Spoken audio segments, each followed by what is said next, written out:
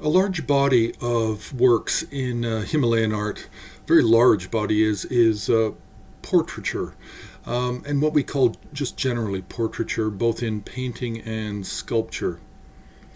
Now, to understand portrait painting, portrait sculpture, we need to look at four different topics.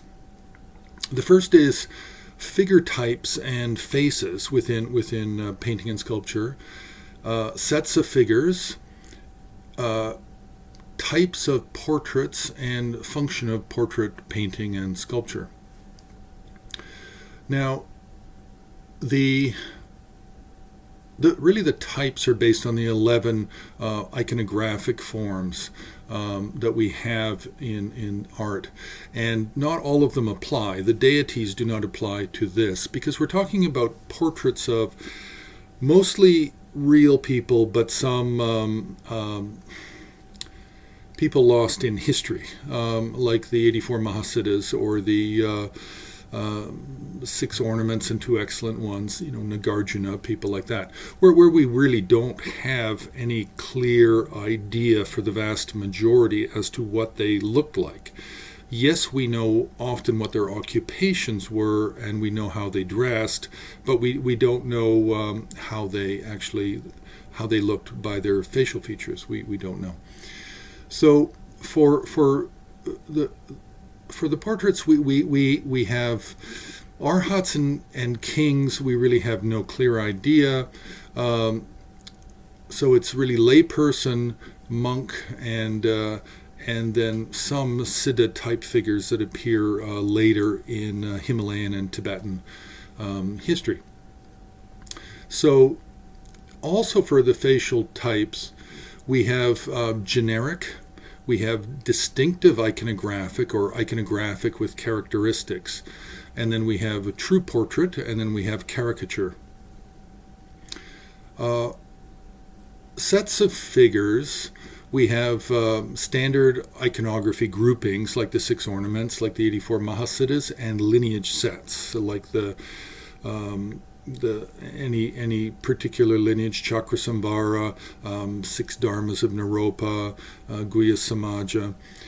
We have many different types of lineages and lineage sets that would be portrayed both in sculpture and painting.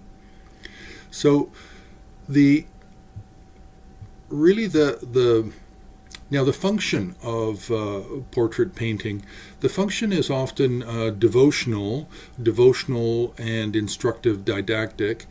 It can be commemorative and funerary as well, and of course individual commissions.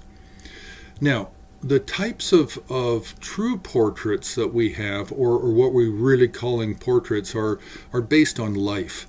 And then copies of those based on life portraits. And they're based on life because we know they're done at the time. There's possibly an inscription, or there's some textual evidence which is supporting the fact that it was done at the time of that person living. Then we do have iconic features, which are these kind of distinctive iconographic characteristics, such as the example might be the first Karmapa, white hair and a lantern jaw. Another example might be the second Karmapa, where he had a goatee, a black goatee, whereas very few of the others ever had facial hair. Then we